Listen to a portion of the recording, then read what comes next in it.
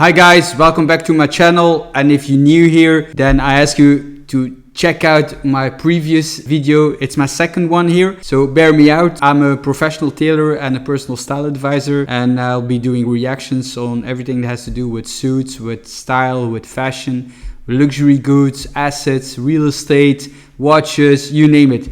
If you have a cool video for me to react to and it's classy, please let me know. Drop it down in the comments so I can give you a reaction on it. And in the meantime, yeah, let's check this new video out, the second one. I think it's a cool one. So let's go.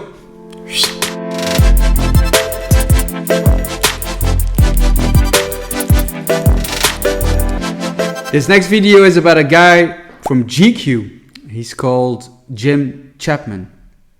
So this chap, funny enough, is going to explain us how to buy a suit. So it's going to be an interesting one, I think. So it seems to be England. So yeah, let's check it out. Hello, I'm Chapman, GQ Reader's Best Dressed Man of 2015. There I am, pounding the streets, defending my crown. Not really, but I am pretty obsessed with clothes, and like you, I've begun to wonder, when is a piece of clothing really worth investing in?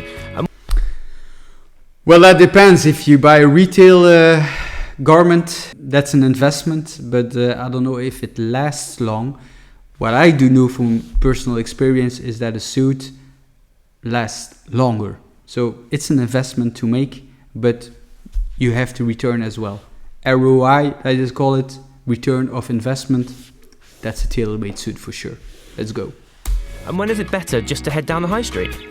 In this 3-part series, I'm setting out to discover if less really is more by exploring some of the more traditionally expensive staples in a man's wardrobe, namely suits, shirts, and watches. I'll be uncovering whether these so-called investment pieces are really worth the price tag, and regardless of budget, I'll be sharing. Okay, I haven't seen the video yet, but it seems that this chap is in downtown London. I've seen some stores that I recognize. If it's the case, then we have quite a video on our hands. So, looking forward to it. A short buying guide at the end of every episode.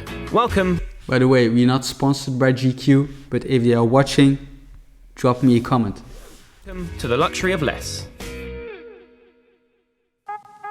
The thing is, a lot of classic items tend to be quite expensive. Now, I am genuinely interested in what makes these items more expensive. I want to know the process behind them and why I'm paying more. So I know Yeah, that's very interesting to know as well. We have a lot of clients who come and they say like, yeah, but what's the difference between a custom tailor-made suit and a retail suit? I mean, where is the price difference? And there's so much to talk about that. Maybe we do that in a separate video, or maybe we will discuss it during this video. But there are significant differences between a retail suit and a custom-made suit. So let's check out what he has to say about that. So I know I'm interested, but I wanted to check if the rest of you were too. So we spoke to Google, and they told us that the most popular classic items guys are searching for are shirts, suits, and watches. What we're going to do in this series is kind of find out why these things cost what they do. I've been interested in fashion for, I reckon, 15 years. You know, when you start kind of leaving school and you develop your own personality and you know you're interested in things, I was really interested in fashion, but I didn't really have a clue. I've made some major fashion. A bit strange though, because we are talking about fashion, or he is talking about fashion, Mr. Chapman. Suits or tailor-made suits are not part of the fashion industry, because in fashion industry you have different collections. Granted, we also have different collections in fabrics, but in most cases it's always the same. Like when we go to a tailor-made suit supplier, they have around 500, 600 slots that you can choose from. So there's a lot of fabrics, thousands of fabrics that you can choose from. We have 40,000 fabrics that you can choose from. So that's insane. That's a lot. We don't go through all of them, of course, with the client. But there's almost nothing that we can do, and there's almost nothing that we don't have. So that's interesting also to know. But we are not part of fashion industry, because you have summer collection, winter collections, and we have them too, but it's more a constant. So we don't see us as a part of a fashion industry, because in the fashion industry as well, you have different styles every year around. So you have the designers creating new forms, new style. We have been there since 1664, you know. Not we, of course, but the industry. And nothing has changed, except actually from the fit and finish maybe, but the models have mostly been the same. Mistakes, but I was a kid, and you're supposed to. I remember one time my sister gave me a pair of jeans, and they were designer jeans, but they were her jeans, and they were very low in the crotch, and they were flares. But I was like, great, they've got this brand name on. Yeah, it's very narrow on the crotch because it's women's jeans, maybe, Mr. Chapman. So probably he likes that. Okay, preferences. So I wore them like everywhere, and they were horrendous. It's definitely taken me a few years and quite a lot of attempts to find my style, but now I think I have my cool jacket, my sort of go-to look. I can look at people like David Gandy who look great. I wouldn't look great in his outfits, even though we have a comparative style. We're both very British, but for some reason his stuff would look awful on me, and I think my stuff would look terrible on him, partly because I'm taller and much better looking.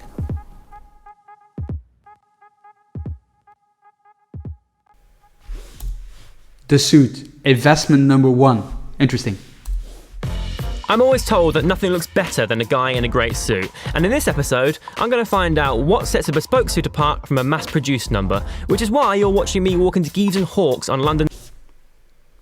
Okay, two things, Gives and Hawks, Savile Row number one, the pinnacle. Well, that's interesting. That's the pinnacle of bespoke suits in England.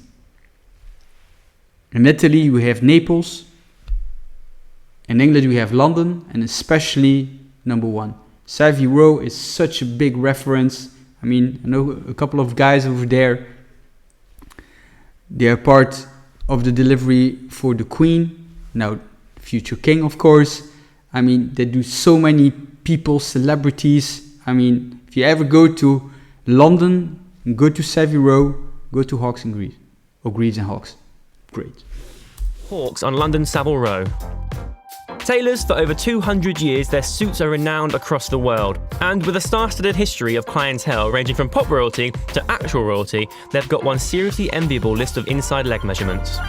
I'm here to meet David Taub, head cutter, and Nina Pennington. Have you seen that guy, double-breasted, with a New York-style collar? I mean, you have to check this guy out, I think. I mean, because he's dressed to the nails, like we say. Nina Pennington, who's third cutter. What is the power of a good suit, and why does it take more than an astonishing 100 hours to make each one by hand? That's the first reason why there's a price difference. Have you heard that? 100 hours. I mean, we make our suits 58 to 68 hours, but 100 hours is a complete bespoke, made by hand suit. Completely made by hand, everything from scratch. I mean, that it takes a very long time to finish up the suit. They're known for that. It's completely handmade, so you have different categories as well, and a tailor-made word. You have a tailor-made suit, but then you have a bespoke suit, and bespoke suit is really made completely from scratch, everything. So yeah, it will be interesting to see what they say about that. Having a great suit is really about finding your own style, which is really possible when you're having something bespoke, tailored for you. So you're the designer, I'm the one that's kind of putting the pieces for you, right, and helping you find that language. Is there much difference in the actual construction of a tailored garment as opposed to something that you'd buy sort of, just from a shop? When someone orders a suit, it's not just there for a season, it's actually there for longevity. With the right choice of cloth, you can be wearing the suit for 5, 10, 15 years or longer. So exactly, and that's how I always say when we get people, if your suit is finished, bespoke or tailor-made, you can have it for 5, 10, 15 years. Respect the suit. Don't wear it daily. That's an important factor because you always sweat, winter and summer. So you need to air it. So any other day you can wear your suit. So there are different tips and tricks and advice that we give to the client after the suit is finished. But yeah, like he says, a fantastic made suit can last for 5, 10, 15 years or even longer, depending on much how you wear it during the year. So that's a fantastic pointer, and that's the second pointer. When people say it's an investment piece, it truly is. Once you have something bespoke, you really, truly feel different. You feel more comfortable, you feel more confident. That's what really is the clincher at the end of the day. How much is an average bespoke suit, do you think? Well, our bespoke suit, totally handmade bespoke, starts in the region of £5,000. The cost will go up then with how luxurious or how unusual the cloth. £5,000. That's around $5,500, maybe $5,800. So yeah, there you go. This is the price. I mean, but we are talking about the pinnacle here of tailor-made suits being bespoke. I mean, and they start at £5,000. And they don't stop there. Maybe he will say it, but that's the thing. If you calculate the average wage for a professional doing something, no matter whether it's a mechanic or an electrician, a guy or somebody who makes bespoke suits, the average rate is like $40 an hour. So if you calculate 100 hours multiplied by 40, that's £4,000, and that's just for the labor. We're not talking about the fabric, we're not talking about the lining, we're not talking about any finishings. So that's the reason they go up. They start from that price range. So how unusual the cloth is. How expensive have you gone? So it was 100% cashmere, and it had his name written in gold thread. Wow, down in gold. stripe, yeah. I can't quite remember how much it came to, but it was in the region of £50,000 to £60,000. But wow, you know, and I. Okay, £60,000, full cashmere. But not that there's a catch. The thing is, like, I don't know when this video was made, in 2016 or something like that. Cashmere is very expensive, but it's not the most expensive fabric in the world. Nowadays, the most expensive one is vicuña. It's a family member of the alpaca fabric, and that is the most expensive fabric that you can get. I mean, I think it's $3,000 a meter, something like that, and you need 2.8 until 3.2 meters for a single-breasted three-piece suit. So calculate with 100 hours of thing, yeah, we're talking about almost $100,000, maybe $130,000 for a vicuña suit three-piece. That's crazy. We haven't sold those. Maybe they're in England, but that's the top of the bill. I mean, it's not for the average bloke. Seriously doubt he ever wore it. I like to think he's kind of framed it somewhere in his Possibly, house. yeah. I mean, I wouldn't be surprised. On that very expensive note, I headed downstairs to the cutting room, a hive of activity that sees around 300 suits a year leave. Here's where the magic is made, the canvas, the cutting. This is where the magic happens, really, guys. I mean, this is passion. The people working there, they're top of the bill. It's not the best of university, but even if you have a degree, it takes years of experience to make a suit. You have to note something that it's interesting to know. Making and everything that has to do with clothing, a bespoke suit, that's the most difficult thing there is. People talking about a wedding dress. No. It's not. It's a tailor-made bespoke suit. It's insane how difficult it is. It's not for the faint-hearted, and that's why there are not so many people doing that. A year leave its rails. This is where, once you've been measured, your pattern goes to be made, marked and cut. From here, it all goes to a skilled tailor who will make up the pieces, which are then fitted to you, taken apart, recut, remade, refitted until the suit is perfect. And then it's all hand finished with silk. This whole process takes around 3 months. Not your average Saturday afternoon at the shops then. You heard him, 3 months that it takes. I mean, only for that, it's insane, really. And then you have the fittings. You have to go back 6-7 times, to adjust to perfection. The thing is that those people who are in the upper echelon of suits, they don't tend to buy a suit just for the sake of it. They buy it for the experience. They get acquainted with the people, you know them by name. You can talk a little bit about your experience. And then you have a lot of international clients, which is nice to see those people back. So once the suit is finished, they're disappointed because of the fact that they can come back. So they order a new suit just to keep the momentum and the journey going. So that's really the pinnacle actually of bespoke suits. The shops then. If I were to have a go here, what will I like? Will it cost you a fortune? No, because ultimately, unless I give you the shears, I'm not going to let you cut stuff out, but I can absolutely let you chalk something on. Speaking of the shears, these guys here. Yeah. I feel like is this like a rule where you don't touch another cutters? Yeah, absolutely. Shuffle them down. As long as you don't drop them, we're Okay. all right. I'm going to hand you this piece of I'm chalk. really nervous. Okay, this is test fabric. I'm sure she's not giving him anything to cut in. I mean, maybe he can use the choke a little bit, but more than that, I don't think he will be allowed to do something.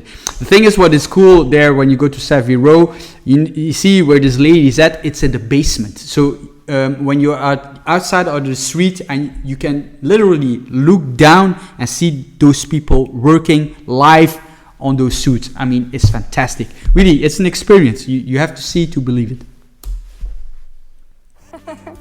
And then you need to carefully draw around the whole of this shape. Any technique or anything?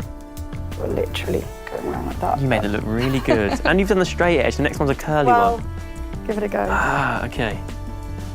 Good technique. Thank you. Yeah, no, that's pretty good. I nearly did art at university. So there you go. have done. Yeah, You skill. could have been a tailor. Is this actually going to be someone's suit, or is this just a test? Well, I might just redo it a little bit. See, I told you so. I knew it. Yeah, I mean, it's too expensive to just cut it and throw it away. They don't do that, those people. just dare to you. make sure that we haven't done anything wrong. But I feel like I'd fall in love with people. Like, this guy's got all the right measurements for me. He's my kind of guy. That's really funny. By the way, this lady collar is pretty cool. It's actually a replica of the shirt collar that you see here. It's exactly that. Probably in gold. That would be something if it would be the case. Heavy, but fancy. I don't think I've ever done that, no. No, I should never be. What do you think? Please comment. I'm really curious if you think it's real gold or not. I should never be a cutter then, that's for sure. Which is probably a good thing, as it's clear that years of skill and months of care and work are needed to make a bespoke suit, making it an investment that will last you years, perhaps even your whole life. But before I left the experts to it, I wanted to get their view on how to buy off the rail too. You know, just in case. Ultimately, I think keeping the design elements as simple as possible, because really the fit draws the style of the garment, not the other way round. If it's too big on your chest, that can always be taken in. If the shoulders are too big or if they're too small, there's very little you can do to that, and the suit will never look right. Also, That's what I said in the previous video as well. If you haven't seen it, please check it out, because I gave you a lot of tips and advice there how to purchase your first tailor-made suit. The shoulders are the most important of all. If those fit, all the rest can be adjusted. And for the trousers, the waist is. I mean, that's why you always need to go for a tailor-made suit. And the reason why is, like, when you go to the retail, there's always that same problem. Maybe it fits well on the shoulders, right? But the rest of them won't go. The sleeves are not good. They're too long or too short. On the bicep area, it's too big or too small. Also, the trousers, they're not centered. The U-rise is not good, etc. I can name you so many details why it's not good. And that's why when you see it, you see the difference when you wear it. The difference between a retail suit and a tailor-made suit. There's no imperfections on the tailor-made suit, so that's why you always have to go there, because people are different sizes, different lengths. So that's one of the reasons. So take someone with you. There's nothing worse than kind of going shopping and think, oh, should I, shouldn't I? And then you walk home and go, don't know if I made the right decision. So a trusted friend who's got a kind of an eye for it. And what about if you've already gone ahead and bought it, and I've got, say, £50 to make it better? There's nothing worse than seeing a guy in either too short or too long trousers, and you look so cheap when you're wearing. I mean, we can debate on the length of the trouser. One thing is 100% sure. Too long is never good. Too long is never good. Too short? Depends. If it's summer and things like that, you tend to wear it without socks in the summer, pretty short. So that's debatable. But too long is never a yes. So eliminate that. Make sure that you don't have long trousers. You look so cheap when you're wearing really long trousers and they haven't been altered. You can go around to your, neighbourhood dry cleaner and he'll do that for you. And that will absolutely sharpen you up straight away. So, there you have it. As I walk out of one of the best tailors in the world, double checking my trousers are the right length, I'm pretty sold on the idea of a suit that I could still be wearing in 20 years' time, rather than buying 3 new ones over the same period. But Bespoke definitely isn't the only option if you want to sharpen up. I have learned a lot about suits today. I think if you're looking to buy one, 3 main points to look out for. The first one would definitely be shoulders. Both Nina and David mentioned that if you get a suit that doesn't fit on the shoulders, you're kind of screwed. Second is versatility. Go for a colour and a fabric that is going to suit a lot of occasions, as opposed to something that's really bold that you may like now because you might not be able to wear it to the office or to a wedding. And finally would be the fit over the label, because your favourite label might not actually be that flattering on you. At the end of the day, it's a big investment, so shop around. Yes, so don't let it scare you. We're talking about here in this series, apparently, Mr. Chapman, about bespoke suits, and they start from $5,000 up to 130 probably. The thing is, like, when you go for a suit, go for a tailor-made suit. And a tailor-made suit you can have already from $1,500 to $2,000. And then when you divide that price range in 15, between 10 and 15 years that you can wear it, the price is very minimal. Because in that time period, if you buy retail suits, how many would you have bought in the meantime? Like a couple, right? So that's why it's an investment, because you have fit and finish, you have the quality, you have exclusivity, because if you buy no matter what kind of brand and retail suit, going for those big Italian names, like you know it, I'm not going to mention those names, just for copyright reasons maybe. Even if you purchase in a retail shop a suit of $5,000, £5,000, doesn't matter, the next week the exact same suit will be in the store. And that's not the case with a tailor-made suit. You choose the finishing, you choose the lining, you choose the colors, you choose the buttons, you decide if you want to have your name embroidered in the interior. So all those kind of finishes, you make it your own, and that's why it's exclusive. Not only you don't have to always look at the price, and the price is pretty okay when you compare it with those fashion brands, right? $1,500 for a custom tailor-made suit, or a big Italian name, $5,000 or $4,000. I mean, they're not really worth the price when you look at that. It's just name, right? Don't want to offend anybody, but we have to say it like it is. That's why always go people for a tailor-made suit and that price range, and you will be okay. The first that you have to start with, it's marine blue or navy blue, like we call it probably in the United States. That's the best color that you have to go for, tailored made, not immediately bespoke. When you have a couple in your wardrobe and you're hooked passionately about suits, then you can start maybe to create your first bespoke suit. But I wouldn't recommend it as your first one for sure. So yeah, so that's very interesting to see what Mr. Chapman has experienced here. So there you go. I hope that you liked this video, and if you did, please give us a like, subscribe, hit that notification bell, invite your friends, share it. Let's build up this community of classy people, stylish people. It would be great to see this channel growing in that way. And if you haven't seen the previous movie or previous cut that we made, please check it out. There are plenty of tips of tricks how to choose your first tailored made suit. So see you on the next video. Ciao.